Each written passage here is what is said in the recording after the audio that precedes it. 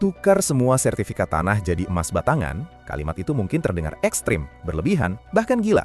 Tapi justru dari kalimat itulah gue mulai sadar, ada sesuatu yang sedang gak beres di cara kita memandang keamanan finansial. Karena di satu sisi, tanah selalu kita dengar sebagai aset paling sakral, paling aman, paling diwariskan lintas generasi. Sementara di sisi lain, emas terus diborong diam-diam, bukan cuma oleh individu, tapi oleh institusi besar, oleh bank sentral, oleh negara.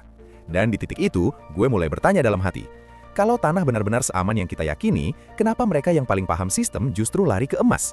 Dan kenapa realita pahit yang gue temukan di lapangan justru bertolak belakang dengan cerita manis yang selama ini kita telan mentah-mentah? Gue nggak mulai dari teori rumit atau grafik ekonomi yang bikin pusing. Gue mulai dari cerita paling sederhana, dari obrolan warung kopi, dari orang-orang biasa yang hidupnya kita anggap stabil, punya rumah, punya tanah, punya sertifikat lengkap. Tapi entah kenapa, hidupnya tetap sempit, geraknya terbatas, dan masa depannya terasa rapuh. Padahal di atas kertas mereka kaya, asetnya miliaran, tanahnya luas, bangunannya permanen. Tapi ketika krisis kecil datang, ketika ekonomi melambat, ketika kebutuhan mendesak muncul, aset yang katanya paling aman itu justru jadi beban yang berat, kaku, dan sulit digerakkan. Dan disitulah gue mulai paham, keamanan aset bukan soal nilai di atas kertas, tapi soal fleksibilitas di dunia nyata. Tanah itu fisik, kelihatan, bisa disentuh, bisa dipamerkan. Dan justru karena itulah kita sering terjebak ilusi aman, karena yang kasat mata selalu terasa lebih nyata daripada sistem yang tak terlihat. Padahal, realitanya, tanah hidup di dalam sistem hukum, politik, pajak, dan kebijakan yang bisa berubah tanpa izin ke pemiliknya. Dan perubahan itu sering datang pelan, rapi, dan legal. Sampai suatu hari lo sadar, tanah yang lo pegang sertifikatnya dengan bangga itu nggak sepenuhnya milik lo secara bebas. Karena ada pajak yang terus naik, ada aturan zonasi yang bisa berubah, ada kepentingan pembangunan yang lebih besar dari individu, dan ada biaya-biaya tak kasat mata yang pelan-pelan menggerus rasa aman itu sendiri. Gue ketemu banyak orang yang bilang tanah nggak mungkin rugi. Tanah pasti naik, tanah selalu dicari. Dan secara teori itu benar.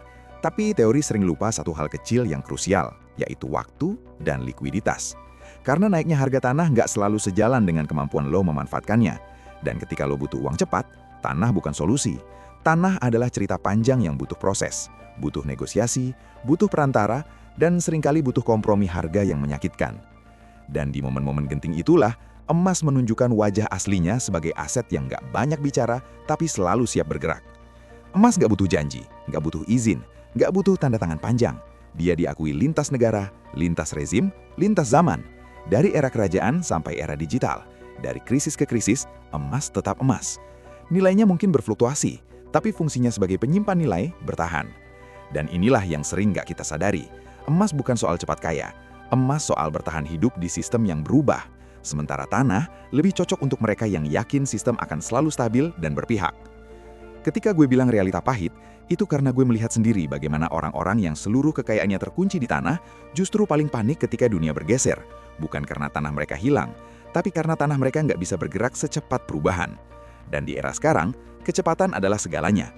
Bukan cuma soal teknologi, tapi soal adaptasi finansial. Dan di titik ini, pertanyaan tentang menukar sertifikat tanah dengan emas bukan lagi soal untung rugi, tapi soal strategi bertahan. Gue nggak sedang mengajak lo menjual semua tanah dan lari ke emas secara membabi buta. Itu justru kesalahan baru. Tapi gue ingin lo jujur melihat kenyataan, bahwa narasi tanah sebagai aset paling aman itu terlalu disederhanakan, terlalu dipoles, dan terlalu sering dipakai untuk menenangkan, bukan untuk mempersiapkan. Karena keamanan sejati bukan datang dari satu jenis aset, tapi dari keseimbangan, dari kesadaran risiko, dan dari keberanian untuk mengakui bahwa dunia gak selalu ramah pada aset yang kaku. Kita hidup di masa di mana negara bisa mencetak uang tanpa henti, kebijakan bisa berubah dalam satu malam, dan krisis bisa datang tanpa pengumuman resmi. Dan dalam kondisi seperti itu, aset yang fleksibel, portabel, dan independen dari satu sistem hukum menjadi semakin relevan. Dan disinilah emas masuk sebagai penyeimbang, bukan sebagai pengganti mutlak, tapi sebagai jangkar di tengah arus yang makin liar. Gue sering dengar kalimat, selama lo pegang sertifikat, aman. Tapi aman menurut siapa? Aman dalam kondisi apa? Dan aman sampai kapan? Karena sejarah menunjukkan, banyak hal yang dulu dianggap aman akhirnya runtuh, bukan karena salah asetnya, tapi karena salah asumsi kita terhadap stabilitas sistem. Dan emas, dengan segala keterbatasannya, justru jujur sejak awal. Dia gak janji pertumbuhan cepat, dia gak janji passive income, dia cuma janji satu hal, menjaga nilai ketika yang lain goyah. Dan ketika gue bilang tuker semua sertifikat tanah jadi emas batangan, itu lebih sebagai metafora keras untuk mengguncang cara berpikir. Karena selama ini, kita terlalu nyaman menyimpan kekayaan di bentuk yang sulit bergerak, sulit dibagi, sulit diamankan lintas situasi, dan terlalu percaya bahwa negara, hukum, dan pasar akan selalu berpihak pada pemilik aset fisik besar. Padahal, sejarah berkali-kali membuktikan sebaliknya. Gue melihat generasi sekarang mewarisi tanah, tapi juga mewarisi pajak, konflik keluarga, sengketa batas, dan beban perawatan. Dan di saat yang sama, mereka hidup di dunia yang menuntut mobilitas tinggi, fleksibilitas, dan kecepatan keputusan. Dan di titik itulah ketidaksinkronan muncul antara aset yang statis dan hidup yang dinamis. Dan konflik ini sering diselesaikan dengan cara paling menyakitkan, menjual aset di saat terdesak dengan harga yang gak ideal.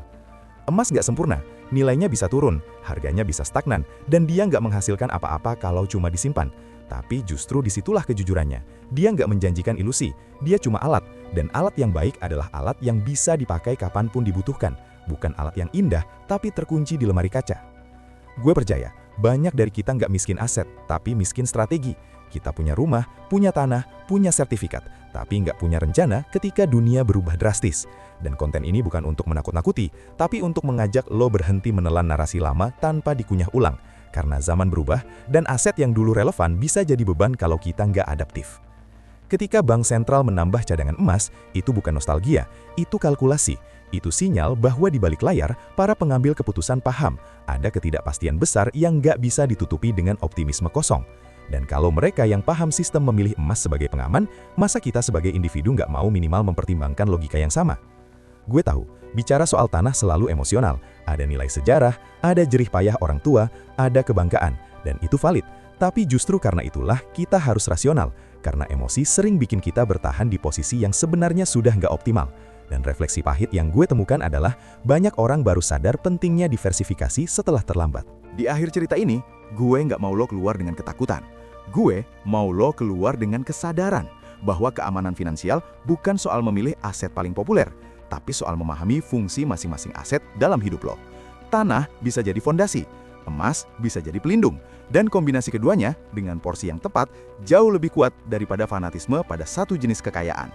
Kalau dari awal lo dengerin sampai titik ini, mungkin ada bagian yang bikin lo nggak nyaman, dan itu wajar, karena kebenaran sering datang tanpa permisi.